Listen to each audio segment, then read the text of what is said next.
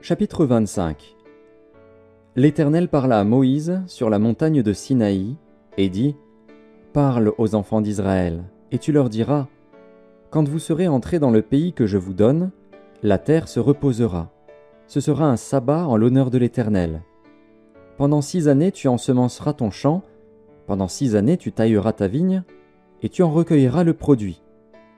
Mais la 7e année sera un sabbat, un temps de repos pour la terre, un sabbat en l'honneur de l'Éternel. Tu n'ensemenceras point ton champ, et tu ne tailleras point ta vigne. Tu ne moissonneras point ce qui proviendra des grains tombés de ta moisson, et tu ne vendangeras point les raisins de ta vigne non taillée. Ce sera une année de repos pour la terre. Ce que produira la terre pendant son sabbat vous servira de nourriture, à toi, à ton serviteur et à ta servante, à ton mercenaire et à l'étranger qui demeure avec toi, à ton bétail et aux animaux qui sont dans ton pays. Tout son produit servira de nourriture. Tu compteras 7 sabbats d'année, 7 fois 7 années, et les jours de ces 7 sabbats d'année feront 49 ans. Le 10e jour du 7e mois, tu feras retentir les sons éclatants de la trompette. Le jour des expiations, vous sonnerez de la trompette dans tout votre pays. Et vous sanctifierez la 50e année, vous publierez la liberté dans le pays pour tous ses habitants. Ce sera pour vous le jubilé. Chacun de vous retournera dans sa propriété, et chacun de vous retournera dans sa famille. La 50e année sera pour vous le jubilé. Vous ne sèmerez point, vous ne moissonnerez point ce que les champs produiront d'eux-mêmes, et vous ne vendangerez point la vigne non taillée, car c'est le jubilé. Vous le regarderez comme une chose sainte. Vous mangerez le produit de vos champs. Dans cette année de jubilé, chacun de vous retournera dans sa propriété. Si vous vendez à votre prochain, ou si vous achetez de votre prochain, qu'aucun de vous ne trompe son frère. Tu achèteras de ton prochain en comptant les années depuis le jubilé, et il te vendra en comptant les années de rapport. Plus il y aura d'années, plus tu élèveras le prix, et moins il y aura d'années, plus tu le réduiras, car c'est le nombre des récoltes qu'il te vend. Aucun de vous ne trompera son prochain, et tu craindras ton Dieu, car je suis l'Éternel, votre Dieu. Mettez mes lois en pratique, observez mes ordonnances et mettez-les en pratique, et vous habiterez en sécurité dans le pays. Le pays donnera ses fruits, vous mangerez à satiété, et vous y habiterez en sécurité. Si vous dites : Que mangerons-nous la 7e année, puisque nous ne sèmerons point et ne ferons point nos récoltes ? Je vous accorderai ma bénédiction la 6e année, et elle donnera des produits pour 3 ans. Vous sèmerez la 8e année, et vous mangerez de l'ancienne récolte. Jusqu'à la 9e année, jusqu'à la nouvelle récolte, vous mangerez de l'ancienne. Les terres ne se vendront point à perpétuité, car le pays est à moi, car vous êtes chez moi comme étrangers et comme habitants. Dans tout le pays dont vous aurez la possession, vous établirez le droit de rachat pour les terres. Si ton frère devient pauvre et vend une portion de sa propriété, celui qui a le droit de rachat, son plus proche parent, viendra et rachètera ce qu'a vendu son frère. Si un homme n'a personne qui ait le droit de rachat et qu'il se procure lui-même de quoi faire son rachat, il comptera les années depuis la vente, restituera le surplus à l'acquéreur et retournera dans sa propriété. S'il ne trouve pas de quoi lui faire cette restitution, ce qu'il a vendu restera entre les mains de l'acquéreur jusqu'à l'année du jubilé.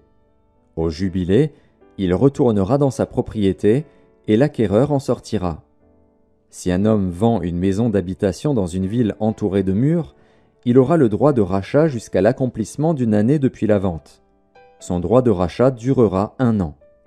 Mais si cette maison située dans une ville entourée de murs n'est pas rachetée avant l'accomplissement d'une année entière, elle restera à perpétuité à l'acquéreur et à ses descendants.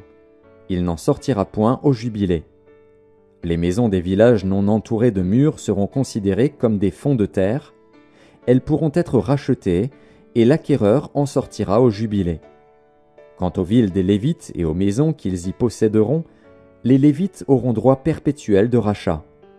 Celui qui achètera des Lévites une maison sortira au jubilé de la maison vendue et de la ville où il la possédait, car les maisons des villes des Lévites sont leur propriété au milieu des enfants d'Israël. Les champs situés autour des villes des Lévites ne pourront point se vendre, car ils en ont à perpétuité la possession. Si ton frère devient pauvre, et que sa main fléchisse près de toi, tu le soutiendras. Tu feras de même pour celui qui est étranger et qui demeure dans le pays, afin qu'il vive avec toi. Tu ne tireras de lui ni intérêt ni usure, tu craindras ton Dieu, et ton frère vivra avec toi. Tu ne lui prêteras point ton argent à intérêt, et tu ne lui prêteras point tes vivres à usure. Je suis l'Éternel, ton Dieu, qui vous ai fait sortir du pays d'Égypte, pour vous donner le pays de Canaan, pour être votre Dieu. Si ton frère devient pauvre près de toi, et qu'il se vende à toi, tu ne lui imposeras point le travail d'un esclave. Il sera chez toi comme un mercenaire, comme celui qui y demeure. Il sera à ton service jusqu'à l'année du jubilé. Il sortira alors de chez toi, lui et ses enfants avec lui, et il retournera dans sa famille, dans la propriété de ses pères. Car ce sont mes serviteurs que j'ai fait sortir du pays d'Égypte. Ils ne seront point vendus comme on vend des esclaves. Tu ne domineras point sur lui avec dureté, et tu craindras ton Dieu. C'est des nations qui vous entourent que tu prendras ton esclave et ta servante qui t'appartiendront, c'est d'elles que vous achèterez l'esclave et la servante. Vous pourrez aussi en acheter des enfants des étrangers qui demeureront chez toi, et de leurs familles qu'ils engendreront dans votre pays, et ils seront votre propriété. Vous les laisserez en héritage à vos enfants après vous, comme une propriété, vous les garderez comme esclaves à perpétuité. Mais à l'égard de vos frères, les enfants d'Israël, aucun de vous ne dominera avec dureté sur son frère. Si un étranger, si celui qui demeure chez toi devient riche, et que ton frère devienne pauvre près de lui et se vende à l'étranger qui demeure chez toi ou à quelqu'un de la famille de l'étranger, il y aura pour lui le droit de rachat, après qu'il se sera vendu. Un de ses frères pourra le racheter. Son oncle, ou le fils de son oncle, ou l'un de ses proches parents pourra le racheter. Ou bien, s'il en a les ressources, il se rachètera lui-même. Il comptera avec celui qui l'a acheté depuis l'année où il s'est vendu jusqu'à l'année du jubilé, et le prix à payer dépendra du nombre d'années, lesquelles seront évaluées comme celles d'un mercenaire. S'il y a encore beaucoup d'années, il payera son rachat à raison du prix de ces années et pour lequel il a été acheté. S'il reste peu d'années jusqu'à celle du jubilé, il en fera le compte, et il payera son rachat à raison de ces années. Il sera comme un mercenaire à l'année, et celui chez qui il sera ne le traitera point avec dureté sous tes yeux.